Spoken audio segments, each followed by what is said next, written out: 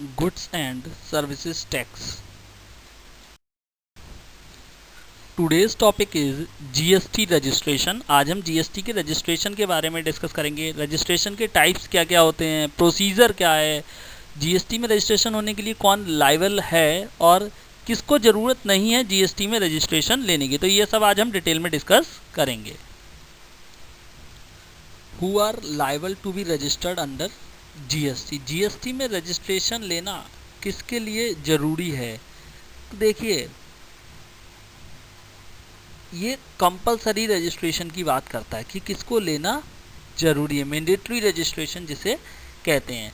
तो दो टाइप से ये डिस्ट्रीब्यूट किया गया है, दो तरीके बताए गए, एक तो टर्नओवर के बेसिस पे और एक विदाउट टर्नओवर। मतलब अगर आपकी टर्नओवर थ्रेशोल्ड लिमिट को क्रॉस कर गई है तब तो आपको रजिस्ट्रेशन लेना जरूरी है। बट ऐसा भी हो सकता है कि आपकी टर्नओवर थ्रेशोल्ड लिमिट को एक्सीड नहीं की है फिर भी रजिस्ट्रेशन लेना होगा। तो वो कौन कौन से केसेस हैं जब थ्रेशोल्ड लिमिट भी क्रॉस नहीं हुई है पर रजिस्ट्रेशन लेना जरूरी है? अगर इंटर स्टेट सप्लाई कर रहे हैं, अगर आप इंटर स्टेट टैक्सेबल गुड्स की सप्लाई कर रहे हैं तो आपको रजिस्ट्रेशन लेना जरूरी है, चाहे आपकी थ्रेशोल्ड लिमिट क्रॉस हुई हो या ना हुई हो। अगर आप कैजुअल टैक्स पेयर पर्सन हैं, कैजुअल टैक्स पेयर का मतलब होता है कि कभी कभी रजिस्ट्रेशन लेना, जब आप सेल कर रहे हैं तब आपने टेम्परेरी रजिस्ट्रेशन ले लिया है स्टेट गवर्नमेंट से, तो उसे कहते हैं कैजुअल टैक्स पेयर पर्सन। या फिर कोई ऐसा पर्सन जो रिवर्स चार्ज में टैक्स पे करने के लिए लायबल है, तो उसके लिए भी लिमिट नहीं देखनी हो, उसको भी क्या कराना है, रजिस्ट्रेशन कराना है, चाहे उसकी टर्नओवर कितनी भी क्यों ना हो। नॉन रेसिडेंट टैक्सेबल पर्सन, अगर कोई नॉन रेसिडेंट इंडिया से बिजनेस करना चाहता है तो उसको रजिस्ट्रेशन लेना मैंडेटरी है। कोई डीलर टीडीएस डिडक्ट करना चाहता है या कलेक्ट करना चाहता है, टीसीएस मतलब जिसे हम कहते हैं, टीडीएस एंड टीसीएस अगर जिस पे एप्लीकेबल हो रहा है तो उसको भी जीएसटी में रजिस्ट्रेशन कराना जरूरी है। अगर कोई एज एजेंट वर्क कर रहा है, किसी के एजेंट बन के सेल परचेज करा रहा है, तो उसको भी पहले जीएसटी में रजिस्ट्रेशन लेना होगा। Input service distributor, input service distributor क्या होते हैं? इनपुट सर्विस डिस्ट्रीब्यूटर्स वो होते हैं, जैसे कोई मान लीजिए कंपनी है जिसके एक यूनिट मुंबई में है, एक यूनिट अहमदाबाद में, एंड दोनों जगह मैन्युफैक्चरिंग हो रही है। अब मुंबई वाले में मुंबई के लिए अलग जीएसटी इंडिया होगा, अहमदाबाद के लिए अलग जीएसटी इंडिया होगा, क्योंकि दोनों अलग अलग स्टेट्स में हैं। लेकिन इसका हेड ऑफिस दिल्ली में है, तो इन्होंने दिल्ली में अपना हेड ऑफिस खोल रखा है, तो वहाँ से तो मैन्युफैक्चरिंग हो रही है मुंबई से एंड अहमदाबाद से। बट बाकी जितने भी और मेन वर्क हैं जैसे एडवर्टाइजिंग है एंड ऑल अदर एक्सपेंसेस, वो कहाँ, दिल्ली ऑफिस से मैनेज हो रहे हैं। तो अब इनको क्या करना है, जो जीएसटी का इन्होंने पेमेंट किया होगा उस एडवर्टाइजिंग पे, तो अब इन्हें क्या करना है, वो जो इन्होंने जीएसटी पे की एडवर्टाइजिंग पे, वो ये सेग्रीगेट नहीं कर पा रहे हैं कि हम इसको अहमदाबाद वाले यूनिट पे ट्रांसफ़र करें या हम मुंबई वाले पे, और ऐसे कर भी नहीं सकते। क्यों? क्योंकि जो एडवर्टाइजिंग एजेंसी होगी वो तो दिल्ली ऑफिस के लिए बिलिंग करेगी, तो ना तो अहमदाबाद में गया ना मुंबई में। इस केस में इस दिल्ली ऑफिस को एक एज आईएसडी अपना रजिस्ट्रेशन कराना होगा, इनपुट सर्विस डिस्ट्रीब्यूटर। फिर ये क्या करेगा, अपनी टोटल आईटीसी को प्रोपोर्शनेट बेसिस पे अहमदाबाद एंड मुंबई में ट्रांसफ़र करेगा, तो इसे कहते हैं इनपुट सर्विस डिस्ट्रीब्यूटर। इसके लिए रजिस्ट्रेशन लेना बहुत ज़रूरी है। ऐसे लोग जो इलेक्ट्रॉनिकली बिजनेस कर रहे हैं, इलेक्ट्रॉनिक कॉमर्स ऑपरेटर हैं, उनके लिए भी रजिस्ट्रेशन लेना ज़रूरी है, जैसे अमेजॉन, फ्लिपकार्ट। या वो लोग, ऐसे लोग जो किसी ब्रांड से जुड़े हुए हैं, जैसे हीरो होंडा है, तो हीरो होंडा की अगर आपने फ्रेंचाइजी ली हुई है, हीरो की फ्रेंचाइजी अगर आपने ली हुई है, तो हीरो की एग्रीगेट टर्नओवर देखी जाती है, इसलिए हीरो की टर्नओवर क्योंकि थ्रेशोल्ड लिमिट से ज़्यादा है तो आपको भी रजिस्ट्रेशन लेना जरूरी है। या फिर अगर सेंट्रल स्टेट गवर्नमेंट ने नोटिफाई कर दिया तब भी रजिस्ट्रेशन लेना मैंडेटरी है। टाइप्स ऑफ रजिस्ट्रेशन, अब हम रजिस्ट्रेशन के टाइप्स की बात करेंगे। देखिए, 4 टाइप्स के रजिस्ट्रेशन होते हैं। First one is mandatory registration. Mandatory मतलब जिस रजिस्ट्रेशन को कराना कंपलसरी है, जरूरी है, उसे कहते हैं मैंडेटरी रजिस्ट्रेशन, जो अभी हमने पीछे डिस्कस किया है। नेक्स्ट है वॉलंटरी रजिस्ट्रेशन। वॉलंटरी रजिस्ट्रेशन का मतलब डीलर चाहे तो रजिस्ट्रेशन करा ले, बट कोई ऐसा ज़रूरी नहीं है कि इसको रजिस्ट्रेशन कराना ही कराना है। मतलब जब रजिस्ट्रेशन कराना जरूरी नहीं होता बट अपने मन से कराता है तो उसे कहते हैं वॉलेंटरी रजिस्ट्रेशन। लेकिन एक बार जब रजिस्ट्रेशन हो जाएगा तो उस पर जीएसटी के सारे प्रोविजंस एप्लीकेबल हो जाएंगे। नेक्स्ट है रजिस्ट्रेशन बाय डिपार्टमेंट। डिपार्टमेंट मतलब आप रजिस्ट्रेशन लेने के लिए लायबल थे लेकिन आपने मतलब डीलर ने रजिस्ट्रेशन नहीं कराया, तो इस कंडीशन में डिपार्टमेंट आपका ज़बरदस्ती रजिस्ट्रेशन कर देगा, जिसे कहते हैं रजिस्ट्रेशन बाय डिपार्टमेंट या कंपलसरी रजिस्ट्रेशन भी जिसे कहते हैं। नेक्स्ट है डीम्ड रजिस्ट्रेशन। डीम्ड रजिस्ट्रेशन मतलब रजिस्ट्रेशन मान लिया गया है कि आपने रजिस्ट्रेशन करा दिया, मतलब रजिस्ट्रेशन नहीं कराया बट आपसे कोई ऐसा आप पे प्रोविज़न अप्लाई हो गया, आपने कोई ऐसा काम किया है जिससे ये मान लिया गया कि आप रजिस्टर्ड हैं, तो उसे कहते हैं डीम्ड रजिस्ट्रेशन। अब हम इन चारों को अभी आगे डिटेल में डिस्कस करेंगे। Mandatory registration. अब हम मैंडेटरी रजिस्ट्रेशन को डिटेल में डिस्कस करेंगे। देखिए मैंडेटरी रजिस्ट्रेशन में दो टाइप से मैंडेटरी किया गया रजिस्ट्रेशन को, एक तो थ्रेशोल्ड लिमिट के बेसिस पे और दूसरा विदाउट थ्रेशोल्ड लिमिट। तो registration with threshold limit section 22 कहता है सप्लायर ऑफ गुड्स और सर्विसेज और both with aggregate turnover specified limit. कह रहा है aggregate turnover over specified limit, अगर स्पेसिफाइड लिमिट से ऊपर हो जाती है तो आपको रजिस्ट्रेशन लेना जरूरी है। अब स्पेसिफाइड लिमिट कितनी है? As per section 22 of CGST act 2017 every supplier shall be liable to be registered under this act in the state from where he makes the taxable supply of goods और services if his aggregate turnover in a financial year exceeds ₹20 lakh. अगर 20 लाख से ज़्यादा उसकी हो जाती है turnover तो उसको रजिस्ट्रेशन लेना जरूरी है।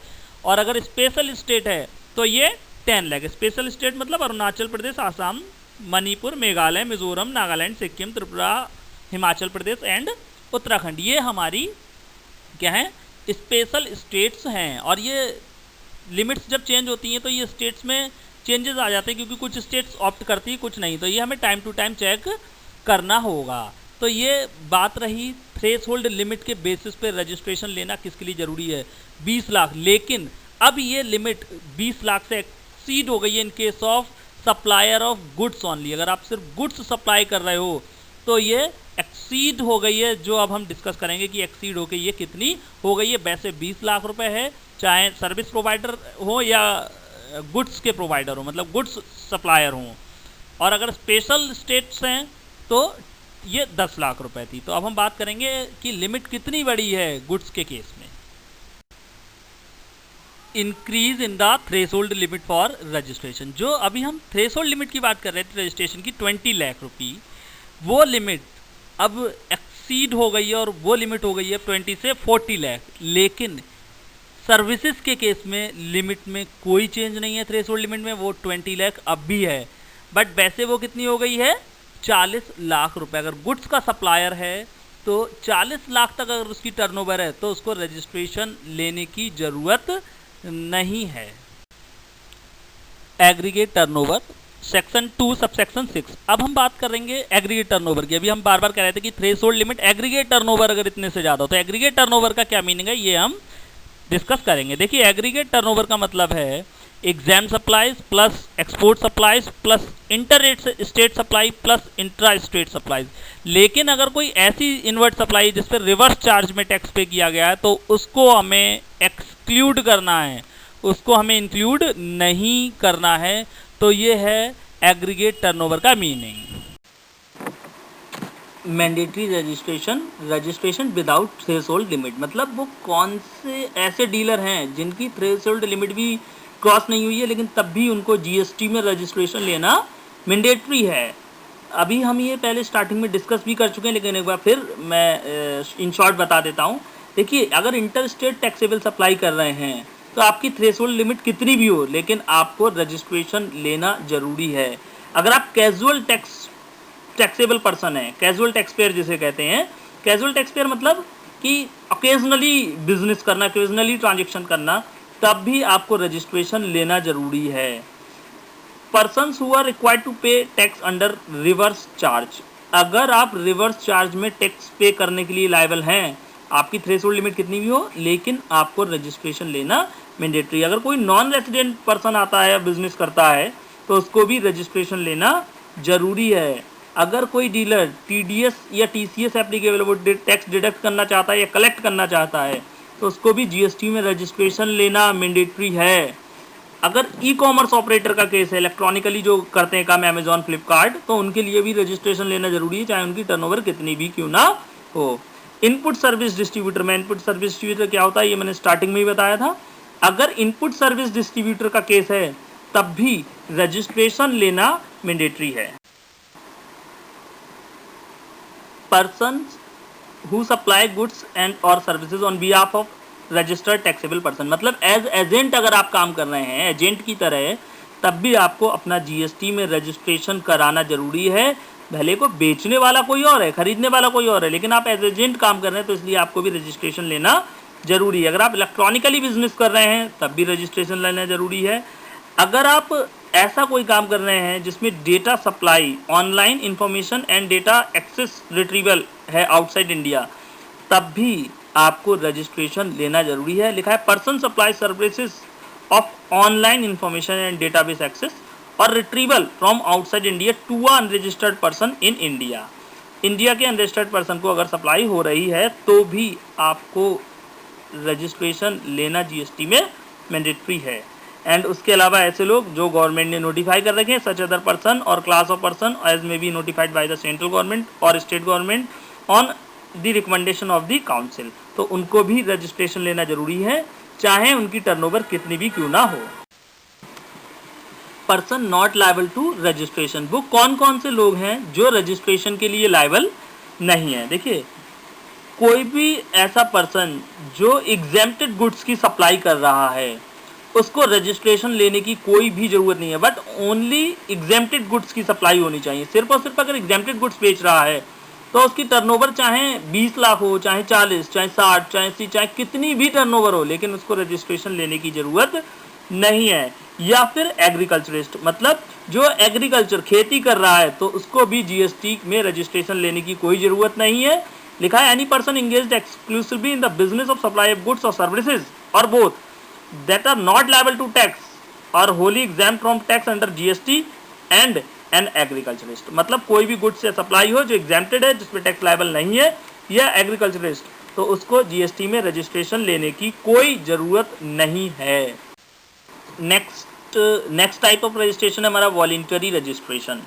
वॉलंटरी रजिस्ट्रेशन मतलब जो जिसको सेक्शन 22 या सेक्शन 24 में रजिस्ट्रेशन नहीं लेना है, फिर भी वो रजिस्ट्रेशन कराना चाहता है तो वो वॉलंटरी रजिस्ट्रेशन करा सकता है। A person do not liable to be registered under section 22 और 24 में get himself registered voluntary and all the provisions of CGST act 2017 are applicable to a registered person. मतलब आपकी टर्नओवर भी कम है और आप कंपलसरी रजिस्ट्रेशन में भी नहीं आ रहे हैं, फिर भी आप रजिस्ट्रेशन कराना चाह रहे हैं तो आप करा सकते हैं। लेकिन अगर आपने रजिस्ट्रेशन करा लिया तो आपको फिर जीएसटी का पेमेंट करना होगा। आप ये नहीं कह सकते कि अरे मेरी टर्नओवर तो थ्रेशोल्ड लिमिट से कम है, मैं जीएसटी का पेमेंट क्यों करूं। एक बार रजिस्ट्रेशन ले लिया, फिर चाहे टर्नओवर 1 रुपये हो या 1000, अगर टैक्सेबल गुड सप्लाई हुए तो उसमें जो भी टैक्स बनेगा वो आपको डिपॉजिट करना होगा। रजिस्ट्रेशन बाय डिपार्टमेंट और सुओमोटो रजिस्ट्रेशन, मतलब आपको रजिस्ट्रेशन कराना था, आप एलिजिबल थे रजिस्ट्रेशन कराने के लिए, चाहे किसी भी वजह से, हो सकता है आपकी थ्रेशोल्ड लिमिट क्रॉस हो गई हो सकता है आपकी थ्रेशोल्ड लिमिट क्रॉस नहीं हुई हो, बट आपने इंटरस्टेट टैक्सेबल सप्लाई कर ली हो, तो कोई भी रीज़न हो सकता है आप रिवर्स चार्ज में टैक्स पे करने के लिए लायबल हो, लेकिन आपने रजिस्ट्रेशन नहीं लिया। इस केस में डिपार्टमेंट ने सर्वे किया, इंक्वायरी, इंस्पेक्शन किया एंड उसने पाया कि आपको रजिस्ट्रेशन लेना था, तो आपका रजिस्ट्रेशन डिपार्टमेंट कर देगा। इसे कहते हैं रजिस्ट्रेशन बाय डिपार्टमेंट और सुओमोटो रजिस्ट्रेशन। तो लिखा है pursuant to survey, inquiry, inspection, search etcetera, if proper officer finds that a person though liable but has not obtain registration may register such person on temporary basis in REG 1, REG 12, REG 12 में आपका registration हो जाएगा और department आपका registration कर देगा। तो इसे कहते हैं registration by department. Deemed registration, deemed registration का मतलब होता है रजिस्ट्रेशन नहीं कराया है अप्लाई करके, बट फिर भी उसे रजिस्ट्रेशन माना जाता है। There are following provision in this regard. If a registration or unique identification number is issued under SGST Act or UTGST Act, this registration or UIN will be deemed to be issued under CGST act, मतलब state act में या union territory act में आपको कोई registration number या UIN allot हुआ है, issue हुआ है, तो ये माना जाएगा कि आप CGST एक्ट में रजिस्टर्ड हो गए और डीम्ड रजिस्ट्रेशन मान लिया जाएगा। सेम ऐसे ही अगर आपकी कोई एप्लीकेशन रिजेक्ट हुई है SGST एक्ट या UTGST एक्ट में, तो ये मान लिया जाएगा कि ये CGST एक्ट में भी रिजेक्ट हुई है। तो लिखा है any rejection of application for registration of UIN under state goods and services tax act 2017 और union territory goods and services tax act 2017 shall be deemed to be a rejection of application under CGST Act 2017, यानी कि CGST Act 2017 में rejection मान लिया जाएगा। इसे कहते हैं deemed registration. Procedure for registration under GST। अब हम GST में रजिस्ट्रेशन की बात डिस्कस करेंगे। देखिए टोटली 100% ऑनलाइन प्रोसेस है, ये ऑनलाइन होता है पूरा रजिस्ट्रेशन, ऑनलाइन अप्लाई करिए, ऑनलाइन प्रोसेस होगा और ऑनलाइन ही GST सर्टिफिकेट भी जारी कर दिया जाएगा। तो अब हम प्रोसेस डिस्कस करेंगे कि प्रोसेस क्या है। रजिस्ट्रेशन रिक्वायरमेंट, मतलब आपको रजिस्ट्रेशन की रिक्वायरमेंट हुई, आप लायबल हुए रजिस्टर्ड होने के लिए, तो आपको 30 डेज के अंदर अपनी रिस्पेक्टिव स्टेट में अप्लाई करना होगा रजिस्ट्रेशन के लिए। जब से आप लायबल हुए हैं रजिस्ट्रेशन के लिए, उसके 30 दिन के अंदर आपको रजिस्ट्रेशन के लिए अप्लाई करना होगा। लेकिन अगर आप कैजुअल टैक्सेबल पर्सन या नॉन रेसिडेंट टैक्सेबल पर्सन हैं, तो आपको बिजनेस स्टार्ट करने से कम 5 दिन पहले GST रजिस्ट्रेशन के लिए अप्लाई करना होगा। रिक्वायरमेंट फॉर रजिस्ट्रेशन, मतलब डॉक्यूमेंट की क्या क्या पेपर्स मतलब हमें रिक्वायर्ड होते हैं रजिस्ट्रेशन के लिए और क्या हमें चाहिए होता है जब हम रजिस्ट्रेशन करते हैं। देखिए रजिस्ट्रेशन स्टार्ट करने से पहले आपको ये मैंने 7 पॉइंट्स दिए हैं, ये 7 चीज़ें रेडी रखनी है, तब आप रजिस्ट्रेशन के लिए ऑनलाइन अप्लाई करना स्टार्ट करें। फर्स्ट है परमानेंट अकाउंट नंबर, आपको पैन नंबर रेडी रखना होगा। जैसा कॉन्स्टिट्यूशन है बिजनेस का उसी बेसिस पे, पार्टनरशिप फर्म है तो फर्म का भी चाहिए होगा, पार्टनर का भी चाहिए होंगे, अगर कंपनी है तो कंपनी का, डायरेक्टर का, CEO का, जो भी ऑथराइज सिग्नेटरी होगा उसका चाहिए होगा, प्रोप्राइटर है तो प्रोप्राइटर का, ट्रस्ट है तो ट्रस्ट का। इस तरीके से आपको परमानेंट अकाउंट नंबर रेडी रखना है। एक वैलिड मोबाइल नंबर एंड एक वैलिड ईमेल एड्रेस आपको रेडी रखना है, क्योंकि मोबाइल और ईमेल दोनों पे अलग अलग OTP जाएगा और इस OTP को री एंटर करेंगे वापस ऑनलाइन पोर्टल पे, तब आपकी एप्लीकेशन वेरीफाई होगी और फिर आप नेक्स्ट फेज पे पहुंचेंगे अप्लाई करने के लिए। Photograph of proprietor, partner, trustee, CEO, MD करता है। जैसा भी आपका कॉन्स्टिट्यूशन है बिजनेस का, उसी कॉन्स्टिट्यूशन के बेसिस पे आपको फोटोग्राफ भी चाहिए होगा। कॉन्स्टिट्यूशन ऑफ बिजनेस मतलब पार्टनरशिप डीड या रजिस्ट्रेशन सर्टिफिकेट जो भी है वो चाहिए होगा। प्रोप्राइटरशिप में कोई भी 5th डॉक्यूमेंट एप्लीकेबल नहीं होता है। आधार कार्ड ऑप्शनल है, अभी ऑप्शनल है आधार कार्ड, अगर आप फिल करना चाहें तो कर सकते हैं, नहीं करना चाहें तो ना करें। लेकिन अगर आप आधार कार्ड फिल करते हैं और वेरीफाई हो जाता है UIDAI की साइट पे, तो एप्लीकेशन जल्दी प्रोसेस हो जाती है। एंड एक लास्ट मेन है address proof of principal place of business. Business के प्रिंसिपल प्लेस का एड्रेस प्रूफ जरूर अटैच करना होता है और वैलिड प्रूफ होना चाहिए। इलेक्ट्रिक बिल हो, म्यूनिसिपैलिटी की रसीद हो, ओनरशिप डॉक्यूमेंट मतलब जिसे हम कहते हैं रजिस्ट्री हो, अगर रेंट पे ले रखी है ये प्लेस तो रेंट एग्रीमेंट होना चाहिए। अगर आपके किसी फैमिली मेम्बर का है, फादर का है या मदर का है या ग्रैंडफादर का है, तो आपको कंसेंट लेटर लेना होगा उनसे जिसके नाम में वो रजिस्टर्ड है प्रॉपर्टी। कंसेंट लेटर आपको अपलोड करना होगा एंड जिन्होंने कंसेंट लेटर दिया है उनकी ओनरशिप का एक प्रूफ भी आपको अटैच करना होगा। तो ये इतने हमें डॉक्यूमेंट्स चाहिए होते हैं रजिस्ट्रेशन करने के लिए। रजिस्ट्रेशन की प्रोसेस क्या है? सबसे पहले तो आपको टाइमिंग का याद रखना है कि आपको 30 दिन के अंदर रजिस्ट्रेशन के लिए अप्लाई करना है। जब से आप लायबल हुए हैं उसके 30 दिन के अंदर आपको रजिस्ट्रेशन के लिए अप्लाई किया है। आप वॉलंटरी रजिस्ट्रेशन भी ले सकते हैं, लेकिन अगर आप कैजुअल टैक्सेबल पर्सन है या नॉन रेजिडेंट है तो आपको बिजनेस स्टार्ट करने से कम 5 दिन पहले अप्लाई करना होगा। ये टाइमिंग के बाद आप क्या करेंगे, ऑनलाइन पोर्टल पर जाएंगे www.gst.gov.in एंड फिर रजिस्ट्रेशन टैब में जाके न्यू रजिस्ट्रेशन में क्लिक करेंगे, जब न्यू रजिस्ट्रेशन पर क्लिक करेंगे तो एक विंडो ओपन होगी, वहां आपको अपनी यूजर आईडी क्रिएट करना है जिसे कहते हैं TRN, टेम्परेरी रेफरेंस नंबर। वो क्रिएट करने के लिए आपको पैन नंबर डालना होगा, पैन कार्ड में जो नेम लिखा होगा वो डालना होगा, ईमेल आईडी डालनी होगी, मोबाइल नंबर डालना होगा, एंड आप टैक्स पेयर हैं या ई कॉमर्स ऑपरेटर है ये आपको चूज करना होगा। जब आप आगे सबमिट करेंगे तो आपने जो मोबाइल नंबर ईमेल आईडी डाला होगा उस पर एक OTP जाएगा और अब आपको वो नेक्स्ट विंडो में उस OTP को री एंटर करने को कहेगा। आप OTP री एंटर करेंगे और सबमिट करेंगे तो आपको एक TRN जनरेट हो जाएगा, टेम्परेरी रेफरेंस नंबर। अब आप इस टेम्परेरी रेफरेंस नंबर के थ्रू एप्लीकेशन फॉर्म REG 1 में फाइल करेंगे। Online automatic verification of information on captured inform, मतलब अब आप क्या करेंगे, आप फॉर्म में पूरी इन्फॉर्मेशन अपनी फिल करेंगे। क्या क्या इन्फॉर्मेशन फिल करनी होती है? सबसे पहले आपको पूछता है कि आप अपनी डिटेल बताएंगे, अपना नाम, अपना एड्रेस बताएंगे, ट्रेड नेम पूछता है, बिजनेस का नेम पूछेगा आपसे, वो आपको बताना है, ऑथोराइज्ड सिग्नेटरी पूछेगा, वो आपको बताना है, एंड बिजनेस का एड्रेस आपसे पूछता है। टैब आगे नेक्स्ट टैब होती रहती है और बिजनेस का प्रिंसिपल प्लेस ऑफ बिजनेस का एड्रेस पूछेगा, आप वो बताएंगे और वहां पे आपसे एक डॉक्यूमेंट अटैच करवाएगा। अगर रेंट पे ले रखा है तो rent agreement, ownership proof, consent letter, electric bill, house tax रसीद, इस तरीके से आपसे एक डॉक्यूमेंट भी अटैच कराएगा जो आपके प्रिंसिपल प्लेस ऑफ बिजनेस का प्रूफ होगा। फिर आप क्या करेंगे, आपको अपनी 5 कमोडिटीज चूज करनी होंगी कि आप किस में डील करेंगे। उसके बाद में आप उसको सबमिट करेंगे। जब सबमिट करते हैं तो या तो डिजिटल सिग्नेचर के थ्रू सबमिट कर सकते हैं या इलेक्ट्रॉनिकली वेरिफिकेशन कोड आपकी ईमेल और मोबाइल पे आएगा, उसके थ्रू भी आप एप्लीकेशन सबमिट कर सकते हैं। जब आप एप्लीकेशन सबमिट कर देंगे तो आपको एक एप्लीकेशन रेफरेंस नंबर मिल जाएगा जिसे कहते हैं ARN। अब ARN आपको मिल गया तो अब आपका काम खत्म, आपकी एप्लीकेशन सक्सेसफुली सबमिट हो गई है। अब प्रॉपर ऑफिसर वेरिफिकेशन स्टार्ट करेगा।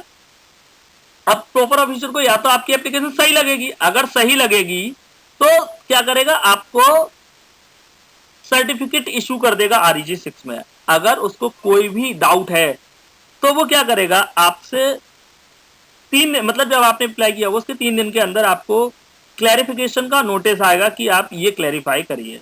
7 डेज के अंदर आपको REG 4 में क्लैरिफिकेशन देना होगा। जो आपने क्लैरिफिकेशन दिया है या जो भी ऑब्जेक्शन लगाया उसका जो भी जवाब दिया है उससे या तो प्रॉपर ऑफिसर सेटिस्फाई होगा तो आपका GST जनरेट हो जाएगा, या हो सकता है कि सेटिस्फाई ना हो तो आपकी एप्लीकेशन रिजेक्ट हो जाएगी। अब आप एक फ्रेश एप्लीकेशन फिर से अप्लाई कीजिए।